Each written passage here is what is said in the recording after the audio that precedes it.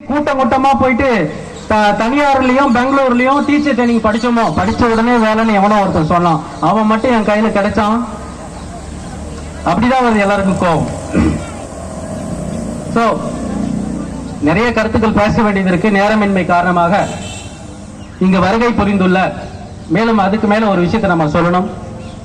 தோழர் அவர்களை அறிமுகப்படுத்துவதற்கு முன்பாக, மாண்புமிகு நாடாளுமன்ற உறுப்பினர் விடுதலை சிறுத்தைக்கு 19,000க்கு மேல காலி பணியம் இருக்கு, சட்டமன்றத்தில் சொல்லிருக்கீங்க, 110 விதிங்க சொல்லிருக்கீங்க, ஏன் இன்னும் போடலன்னு சொல்லி கேட்டார்.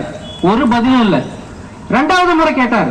டிஆர்பி தேர்வாணையம் அறிவித்த காலி பணியங்கள் சட்டப்பூர்வமாக உண்மை, இவர்கள் தேர்ச்சி பெற்றதும் சட்டப்பூர்வமாக உண்மை எனில் ஏன் இவங்களுக்கு நீங்க வேலை தரணும்னு சொல்லி இரண்டாவது பேட்டியில கேட்டார். அதற்கும் பதில் இல்லை. ஆனால் மூன்றாவது முறையாக இந்த ஆட்சி மாற்றத்துக்கு பிறகு நான் அவரை போய் சந்திச்சேன். ஆட்சியிலும் பங்கு, அதிகாரத்திலும் பங்குன்னு சொல்லி இதுல நீங்க வாய்ப்பு பெற்றிருக்கிறது ரொம்ப மகிழ்ச்சியா இருக்கு உள்ளபடியே அப்படின்னு சொல்லிட்டு ஒரு வாழ்த்து செய்தியை சொல்லி மாண்புமிகு அமைச்சரையும் சந்தித்தோம். அவர் வாயிலாக அந்த கட்சியினுடைய தலைவர் நாடாளுமன்ற உறுப்பினர் அண்ணா அவர்களை சந்திச்சோம். இந்த மாதிரி விஷயத்தை தான் எடுத்து சொல்லணும். போன முறை நிறைய ஸ்பீட் பிரேக்கர் இருந்துச்சுன்னு சொன்னார். நிறைய ஸ்பீட் பிரேக்கர், எனக்கு அப்படியே ஷாக் ஆயிடுச்சு. ஒரு நாடாளுமன்ற உறுப்பினருக்கு ஸ்பீட் பிரேக்கர் இருக்குன்னா நமக்கெல்லாம் என்ன வந்திருக்கும்? பெரிய மலையே இருந்துச்சு, நடுவுல தாண்டறதுக்கு தான் லேட் ஆச்சு. ஆனா நீங்க எல்லாம் உடஞ்சு சுக்குநூறாச்சு, கீழே அகல பாதாளத்துல போயிடுச்சு. பாலம் போட்டிருக்கோம் நாங்க. சோ இப்ப இருக்கக்கூடிய நாடாளுமன்ற உறுப்பினர்கள் அறிக்கையை தயார் பண்ணிவிட்டார். 3 நாட்களுக்கு முன்பு அறிக்கையை தயார் செய்தார். ஆனால் திருச்சி சுற்றுப்பயணம் மேற்கொள்ள இருப்பதால் வந்து அவருக்கும் நாங்கள் ஒரு வாழ்த்து செய்தி சொன்னோம். அவர் இந்த போராட்டத்தில் கலந்துக்கிறதா இருந்துச்சு.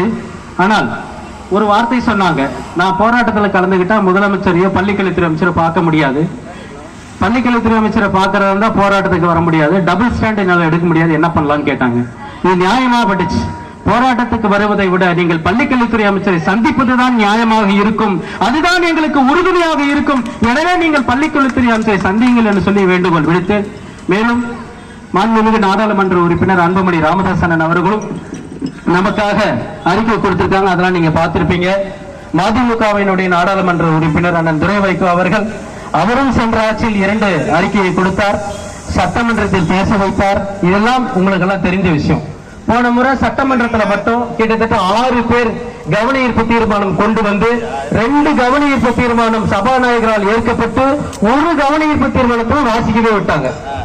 6 பேர் கவன ஈர்ப்பு தீர்மானம் 56 விதியின்படி கொடுத்து, 55 விதியின்படி கொடுத்து, கடைசியாக ஒரே ஒரு, அவரும் தமிழக வாழ்வுரிமை கட்சியின் தலைவர் அண்ணன் வேல்முருகன் அவரோட கவன ஈர்ப்பு தீர்மானம் மட்டும்தான் வாசிக்கப்பட்டது.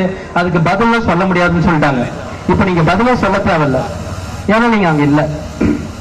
இந்த முறை நிச்சயமாக சட்டமன்றத்தில் எங்களுக்கான பதில் வரும்.